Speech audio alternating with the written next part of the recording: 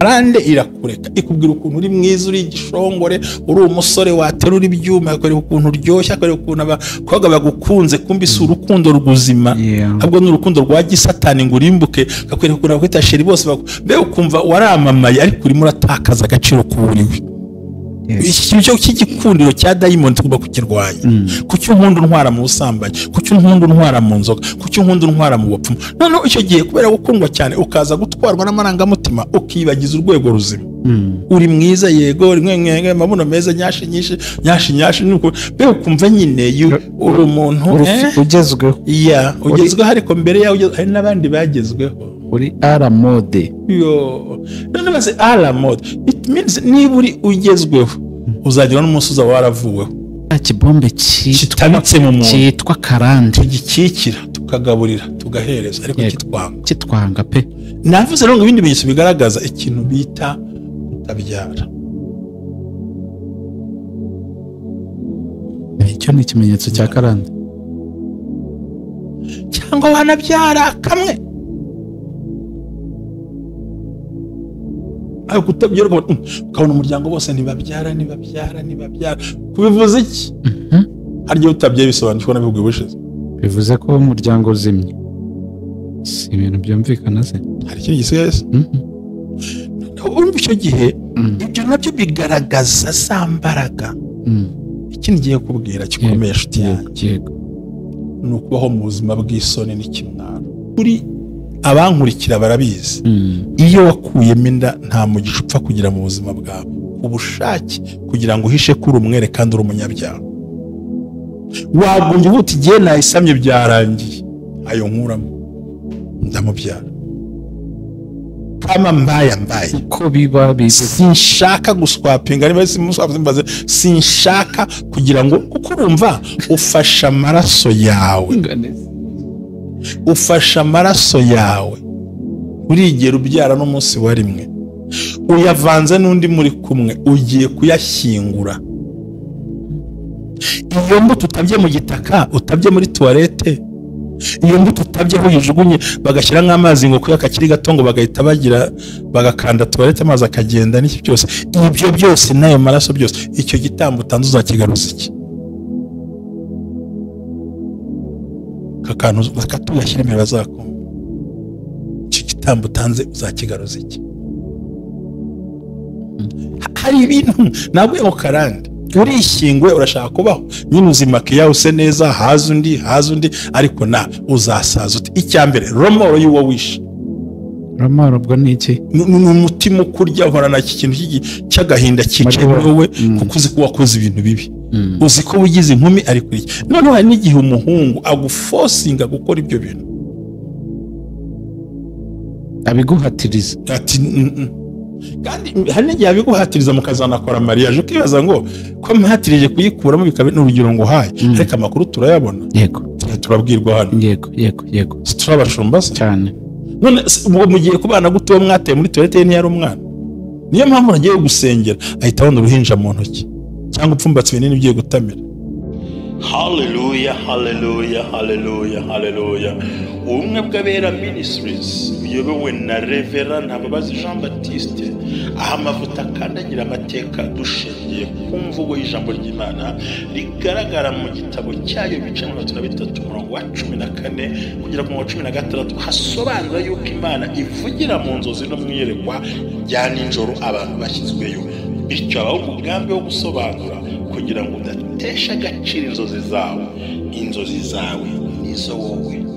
Ntaho uzatandukana n'imvugo y'Imana, wizitesha agaciro, wizisuzugura, izigambiriye kukugirira nabi zishingiye kuri karande ufite n'Imana ibikubwira bisenye biveho, ibishingiye mu kuri nabyo bisengukiranuke. Ubumwe bw'abera ministries buri muntu wese mu itorero rye abo wejejwe akore nk'imirimo ariko duhurire mu gukiranuka no kubaka ahazaza hawe hashingiye ku nzozi zawe n'imitekerereze yawe n'ibikorwa byawe. Uruw'agaciro uriwe kandi uriwe n'Imana izubakiraho amateka adasanzwe. Ubumwe bw'abera ministries umuntu arisanzura akamenya yuko Imana iri mu ruhande rwe. Shalom. ku bufatanye n'inzego zifite mu nshingano ubumwe bw'abera Ministries bwiyemeje kurandura burundu igwingira ry'abana bafite imyaka 5 kugera ku myaka 12 tubondora tubagaburira tubashyitsa ku kigero cyiza kwita ku mwana no kwita ku Rwanda rw'ahazaza kwita ku mwana no kwita ku maboko azagusimbura nawe niba mu kigo kigushishikaje ukumva ukinezerewe fatanya n'ubumwe bw'abera Ministries kubaka u Rwanda rw'ahazaza turandura burundu igwingira ry'abana mu kagari ubumwe bw'abera bukoreramo ubumwe bw'abera Ministries si idini si itorero nubwo genda no kuba ryo ahubwo no muragira kisanzura agakora igikorwa cy'umugisha agikorera abera bose buri muntu wese mu itorero rye abo wejejwe ariko twita ku bana Imana ibaha umugisha amen. Kumwe bw'abera Ministries amavuta kandagira amateka ubuzima bugahinduka niho ngo hayi kaze amazina ni Jerry turakomeje n'ubundi ibiganiro byacu bisanzwe bitegurwa na Macumba. Muri iki cyumweru twibanze kuri Karande kuko twamaze kubona ko Karande bizengereje abantu twamenye ko Karande harimo ibintu byinshi tugomba gusobanukirwa kugira ngo tumenye n'uburyo twabyirinda nimba bishoboka n'uburyo twabibohokaho. Mushumba ndakwakire cyane umeze neza. Urakoze cyane Imana iguhe Jerry kino kimwe naranezerewe nongeye gushimira abantu b'Imana abana bacu kurya neza ameze neza. Hari undi mudamu nawe bari barwaye ibere barimo baramukamira amata Imana ishimwe. Hari n'utundi dufaranga twasagutse tubasha kwishyurira umunyeshuri umwe yenda kurangiza hari umukene Imana imira akora ibitangaza nubwo tabigaragaza. Turacyakora umurimo w'Imana. Ndabashimiye abo bose nabo kumwe bw'abera Ministries Imana ibaha umugisha cyane abantu bose babikora bakabigiramo uruhare turabashimiye cyane ndetse n'abareba ibiganiro byacu bagakora subscribe ndetse bakanabisharinga kuko kiba ari ikintu gikomeye kandi natwe hari ibyo twagiye dukuramo bitugirira umumaro. Mushumba rero turakomeje n'ubundi muri ibi bintu bya Karande n'imivumo y'imiryango ejo numvisemo ibintu bikomeye ariko ubundi umuntu yakwibaza ngo ubundi Karande ni iki? Nayisobanuye kenshi bisobanura ko ari imico n'imigenzo biherekeza umuntu ariko mu mvugo yoroshye ni igisasu kirimbuzi giteze mu butaka gitegereje kuzakandagiraho gusa kikakuzamura. Burya mine mara imyaka 200 mu butaka mine 200 akabazo ngo nabicanyi ngo ni ibisekuru nkabinga burya nubwo tubari 100 ariko ntiturenza 80 burya. So Karande ni igitwaro kirimbuzi kibitse mu muntu kimumunga atabizi. Ni umwanzi ugutuyemo ni umwanzi ukugendamo ni umwanzi ugenda mu maraso yawe ariko ni n'umwanzi w'umugome ushaka ko upfa nabi ugasaza nabi. Yabwiye Aburahamu ngo sohoka mu gihugu cya so na nyoko usige byose uze nkwereka igihugu cy'umugisha. So ni ikimine ni igisasu kitabitse mu mutaka gitabitse mu muntu agendana.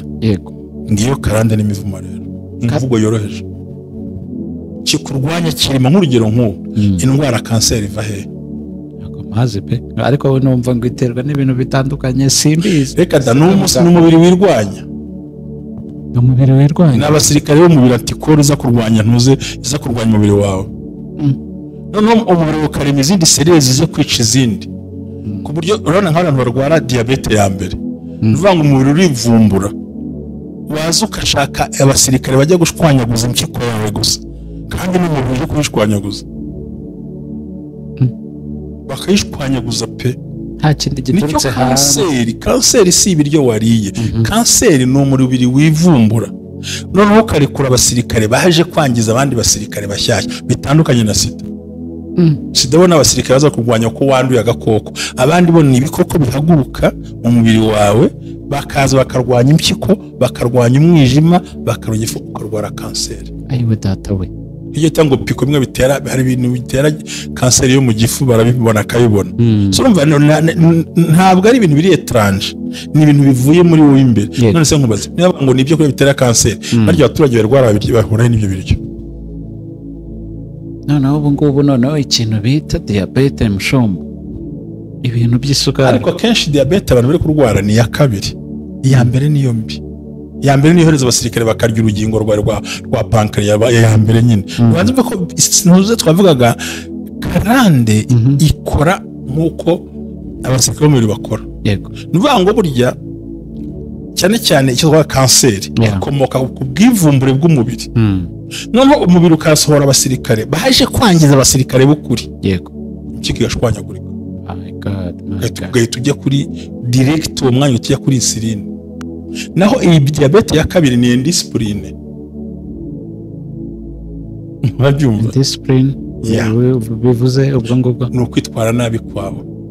Wari ibitagomba kuribwa, urarenza, urakabya, unywa inzoga, ugira gute, noneho bituma umubiri uza kugira ikibazo, noneho haraguka ubona kurwara. Kimwe n'abicaye amyijima yabo kubera gushyiramo inzoga nyinshi cyane no kutirinda n'ibindi bikangiza umubiri wabo. Rero bitandukanye na cyagiye abasirikare binjira bakarwanya umubiri. Niba ngo wowe ukirwanya wowe ubwawe. Yego. Urumva ko ntuzikora noneho karande. Yo ibiri imbere muri wowe. Icyo ishaka ni ukwangiza iterambere, imibereho, ubuzima, icyerekezo.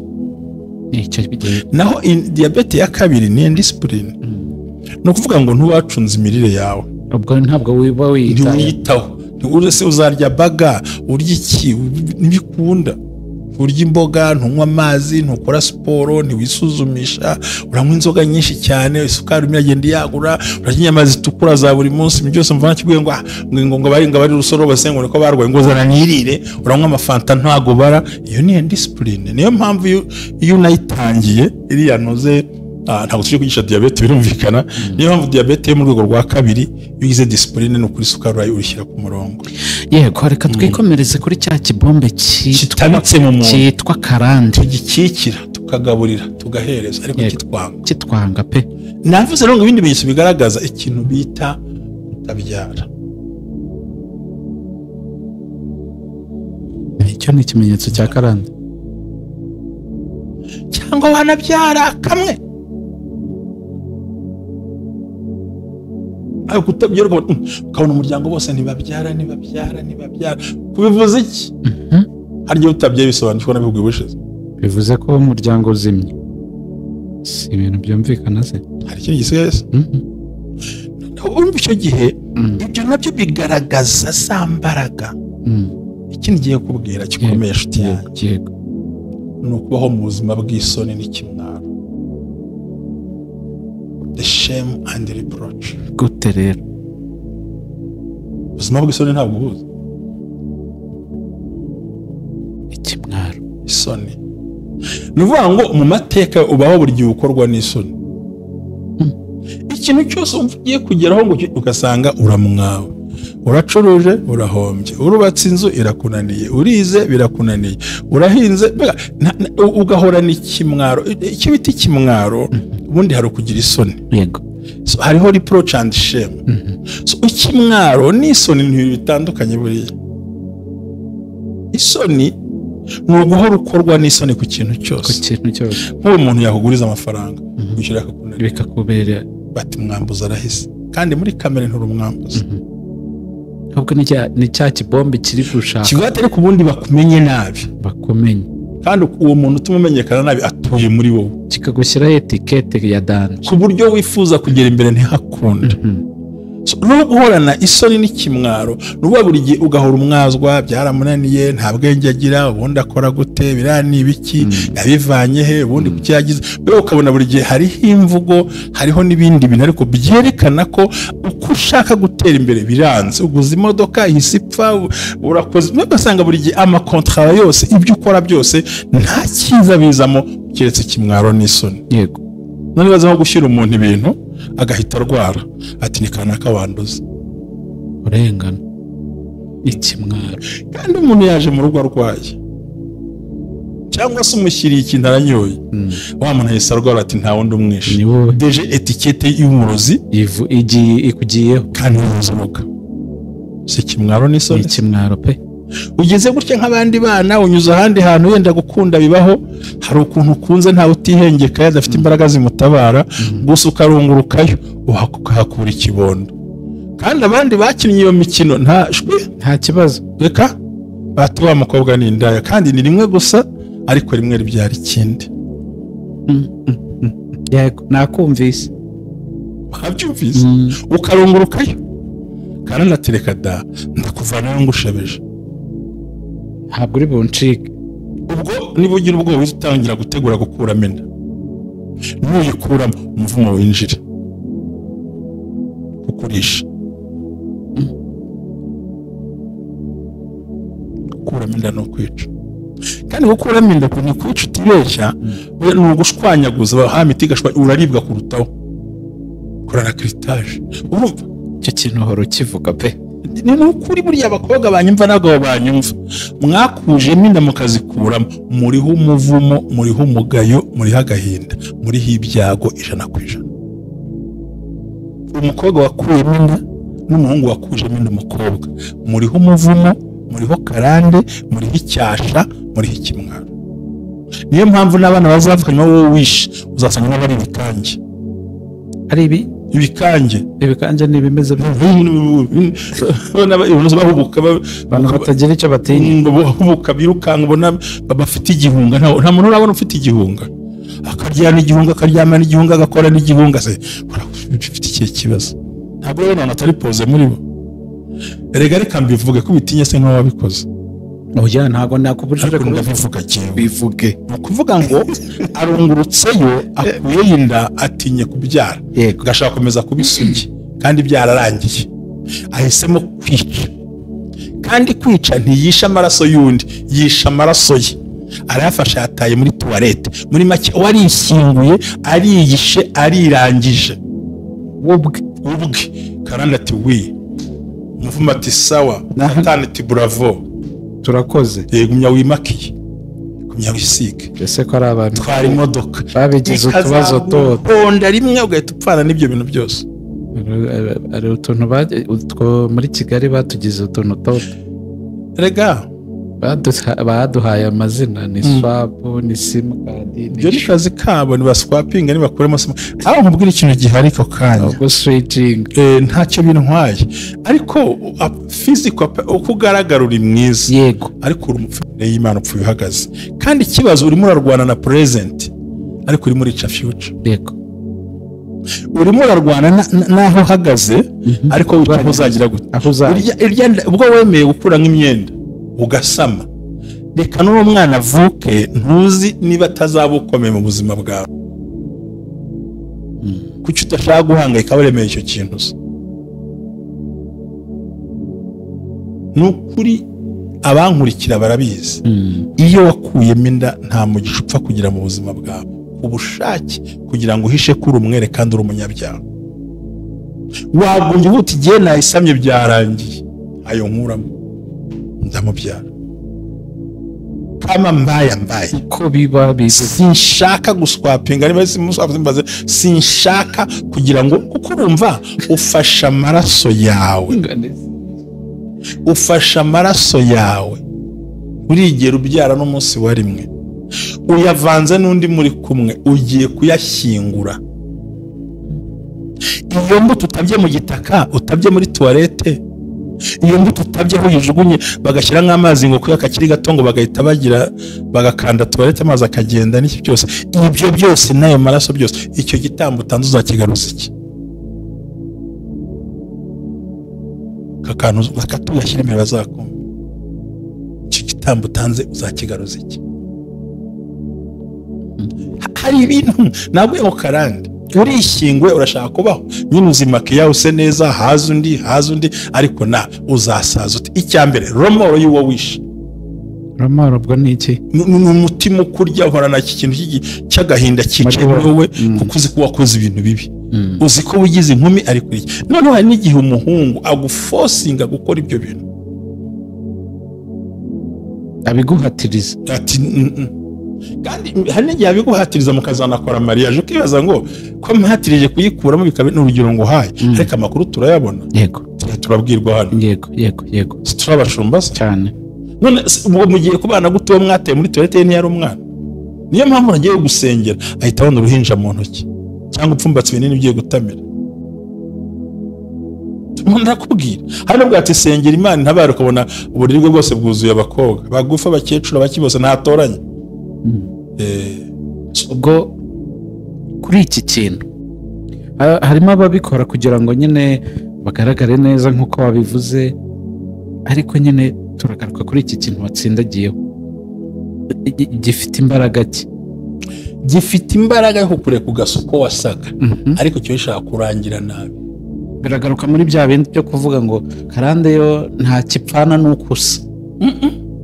Kuba usa neza birakureba, kuba ujya ahantu heza birakureba, kuba urya i Burayi birakureba, nta ngorane no kuba urara muri hoteli nta n'ikibazo, genda uharare, ariko iherezo ryawe niryo riba ribi.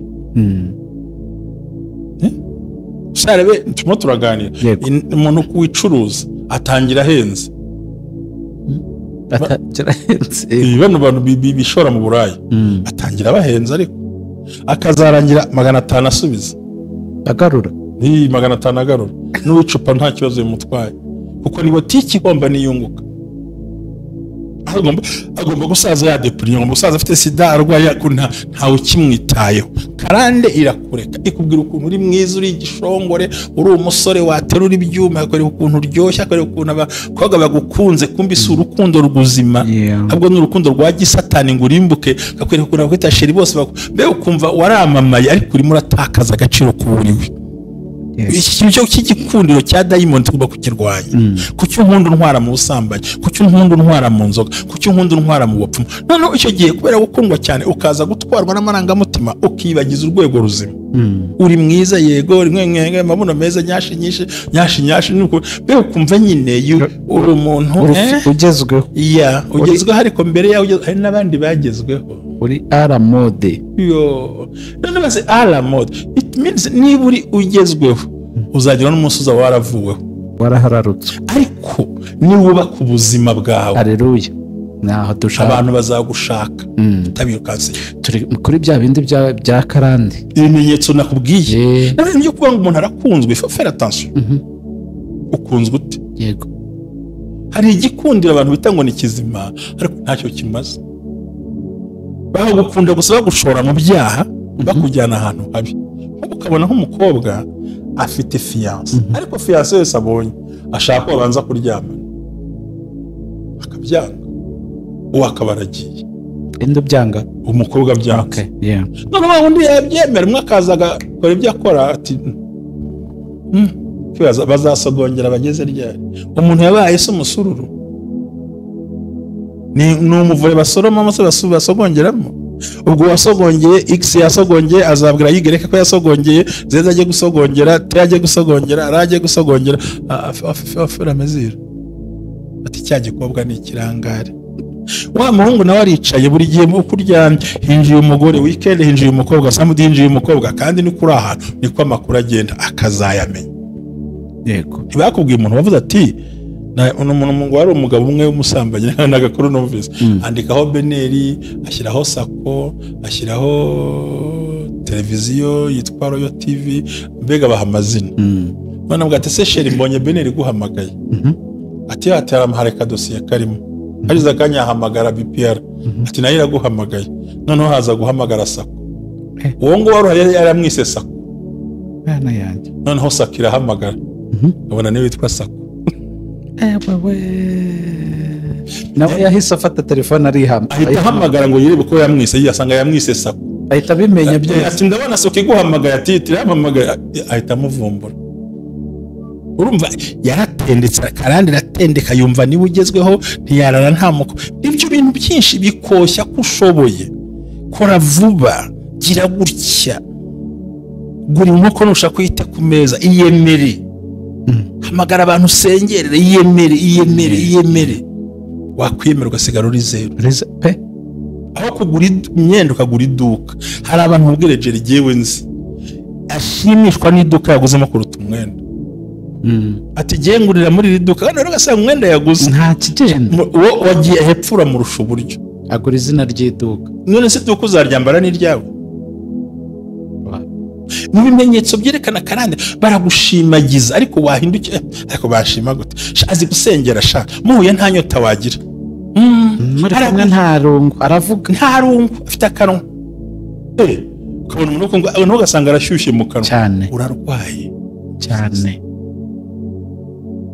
ibimenyetso byerekana kuri under control kabisa kandi dushobora kuyikuramo ngo wajya nko mu kabari ngo iyo fagitire muyinzanire n'iriya muyinzanire ninde waje mu kabari atazi kari bumwe ese niwe uje kuba kuruwa ruje aho ngaho irya riri kubita iposhe utaye mu gitondo hangovi gutimbure uriyo werekera bakwemere bavuga ibimenyetso byerekana ko uriho karande umugabo asahura urugo rutwara mu kabari kandi ikindi giye kukubwira umuntu uriho karande agurisha ibintu atagura ibindi ubwararuzinga ntabwo yongeraho agurisha isambu ntagura indi agura inzu ntagura indi agurisha imodoka ntagura indi neza ubwo urumva ari kuzamuka ntabwo babyumva kuko aragurisha akarya bahora mu madeni adashira kuko bafite umwuka wo kwiyemera kwirata no kwishyira hejuru ngo ujye uzi icyo ndicyo ngo uzi uwo ndiwe nuko bakora uwo muntu umufite ariko abantu benshi bagira imvugo zibarengera ngo nta mugabo utagira ideni n'igihugu kigira ideni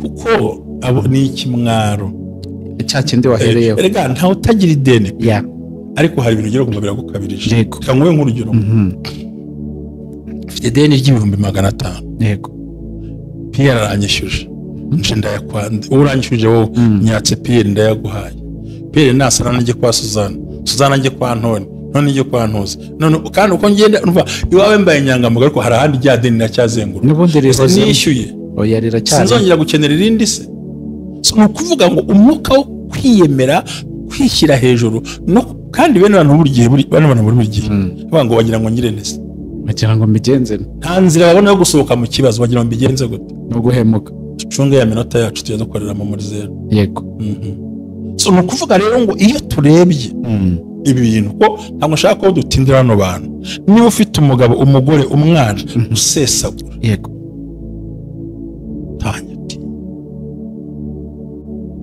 ntabwo Imana duhe byo kujugunya yaduhaye ibidutunga byo gufasha abandi bantu kwigira intwari umuntu akigira intwari y'ubusambanyi akigira intwari y'inzoga akigira intwari y'ubugome n'ibimenyetso nta gitabo nta ntwari y'abasambanyi ibaho nta ntwari y'ubugome ibaho nta ntwari y'ikigwari gibaho ukabona ko avuga ibintu atoraguritse n'umuntu agira mu mutwe hazima akandi kanone nakavuze ubushize ndashaka kugarukaho kumve dusoza ni ukubona umuntu w'umugabo avuga nk'ibintu nk'iby'abana n'umwana avuga nk'ibintu nk'iby'abagabo bano ubona akajya kana kavuga ibintu by'abantu bakuze kakiri gato ni ka Karande se uwo ngo bazapfana umwirato no kwishyira hejuru ntanatera imbere tugacinya benshi bavuga ko ari IQ ngo iri hejuru no ntabwo ari IQ n'ubusazi ubundi imyaka ubwenge ndana n'imyaka niyo yatangiye ivuga iry'abakuru ugasanga karashobora karaganira karashayitinga abantu uteretse fanta karayisomye rigiye gute karateruye bwo ukabona nta respect gafite mu bashyitsi ubundi kera kwa nyogokuru bavugaga ngo ni indero uyu mwana yigize indero ntabwo arerwa icyo gihe ugomba guhita umushakira inzira umucungamo ubundi umubyeyi yagombye gucunga umwana kuva mutwite kugera mukuye mu rugo wagiye kumushyingira ukamenya uko agenda azamuka mu ndero mu mikurire araje abashyitsi baraje bahaye fanta ntiyayibuza akahita afata fanta yabo akurura inkweto akabajagarara akajya mu matelefone akagira ibiki wowe ukabona ni umwana uri sharp ariko ntabwo ari sharp kumva aravuga ibintu birenze ubwenge kumva kugira imyitwarire afite IQ yavuga imibare yavuga izindi ndimi ariko ntiyajya kuvuga ibiki n'ibiki ubugambo gusesera ati mama burya wagiye ugasanga n'umubyeyi akeneye kumva utugamba abwirwa n'umwana we akamworora mu matiku noneho bigatera isesemi bigatera isoni bigatera umujinya kubona umugabo ukuze avuga ubusa nk'abana bari barahari pe wowe nushaka tuzi ku buryo ubona abana bavuga ati ariko data yabaye iki ukabona abana bararusha ubwenge se usanga ibyo rero bifite nta zindi mbaraga nibyo babisanya ngo babwire kandi iri ni ishuri mu cyumweru gitabaho muri zazibahereza zakabaye ariko ni ishuri ryo kubasha gutera imbere ryo kugira impindukirire kumenya ngo ubundi buri kintu kitugora mbanye nande tubanye gute ese nzakomeza kuba muri umubabaro gutya ni iki nakora kugira ngo mpindure kino cyerekezo kuko ari intego ya Karande n'Umuvumo ni ugusoza nabi. gusoza nabi nicyo kiyigenza. None se nkubaza, ntiwizigamiye mu kazi barakwirukanye kandi ndawimenyereje ibintu uzayiki ntacyo Rwanda vura tumenya gusaza utanduranije cyane. Abana bakakwanga, wari ufite imitungo urayigurisha urayirya ubayeho nabi, none ugasigara banduranya n'abana ngo ntacyo bampaye. Wari uzi ko ariho abana banza ababyeyi? Yego. Urakoze cyane. Ndagushimiye cyane Mushomba. Amen.